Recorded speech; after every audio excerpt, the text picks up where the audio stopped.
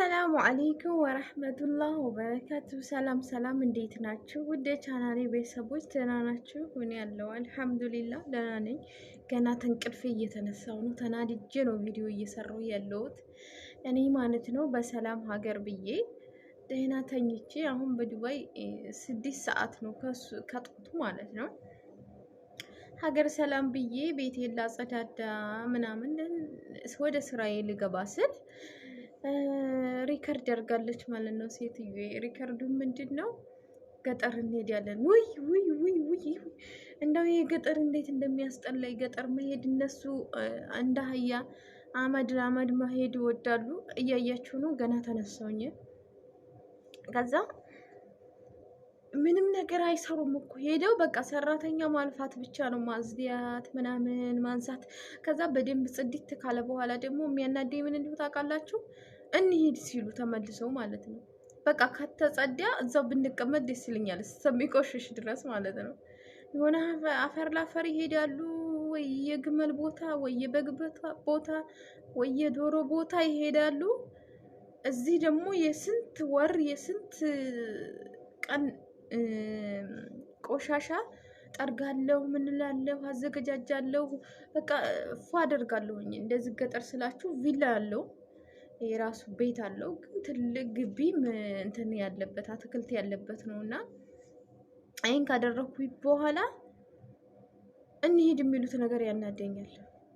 አሁን እኔ በቃ የትም አንሄድም ብዬ በቃ በሰላም ሀገር ወደ ጽዳቴ ልገባ ነበር። ብዙ ነገር እያሰብኩኝ ነበር እንዲያውም ማለት ነው። ግን ሀሳቤን አመድ ያስቀሩት ማለት ነው። አያናድም? በጣም ነው የሚያናደው እኮ ሳታስቡበት ብድግ በሉ ሲሉ። እኔ ሰራተኝነት ማለት ነው አንዳንዴ የሚያስጠላኝ ይሄ ነው። በቃ በተለይ እዚህ ሀገር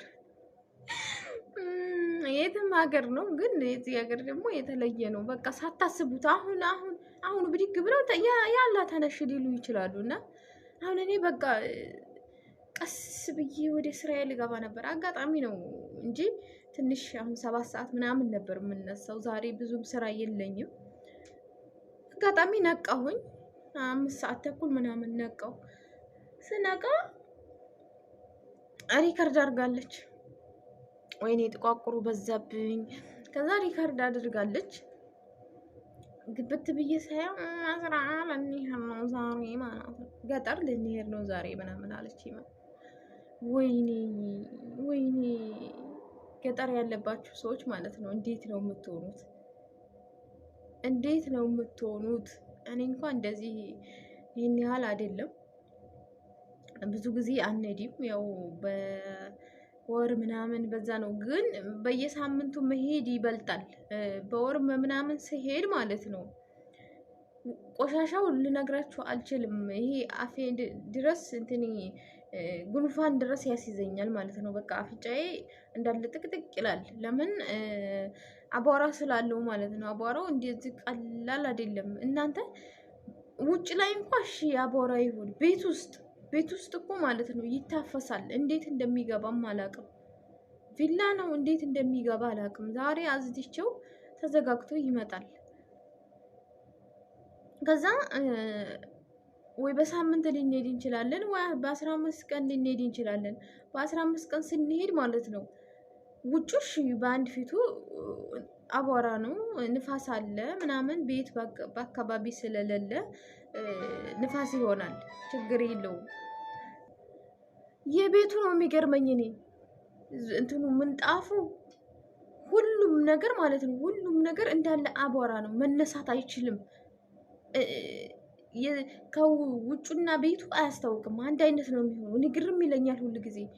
ከዛ እሱን ካራገፍኩ በኋላ እሱን ካጸዳደው በኋላ ብዙ ነገር ከሆንኩኝ በኋላ ተነሽ እንሂድ የሚሉት ነገር በቃ እሱ ነው እኔ የሚያናደኝ በጣም። ተነሽ እንሂድ፣ አጸደው እኮ ጨራረስኩኝ። በቃ በማረፊያ ሰዓት አዝዲቼ በማረፊያ ሰዓት ተነሽ ያለ የሚሉት ነገር እያናደኛል። በቃ ልባቸው እኔ በምናቸው እንደሚያስቡ ግራ ያጋባኛል። አንዴ አጸዱኝ፣ ለፋሁኝ፣ ደከምኩኝ። ከዛ በኋላ እንሂድ በቃ ይዘጋል እኮ ተጸዲያ ምን አለ አይቀመጡበትም። ተዘግቶ እንመጣለን። ደግሞ እንደዚሁ እንደተዘጋ ደግሞ ዝም ብሎ እሱ አቧራው ከየት እንደሚገባ እንዴት እንደሚገባ አላውቅም። መልሶ አቧራ ይሆናል። ከዛ ደግሞ ተመልሰን በሳምንት ወይ ምናምን ሊሆን ይችላል እንሄዳለን። ከዛ ስንሄድስ እንደዛው ነው። እነሱ የሆነ ቦታ በቃ አፈር ላፈር ይሮጣሉ፣ ያጸዳሉ። ሲመጡ ተነሽ እንሂድ።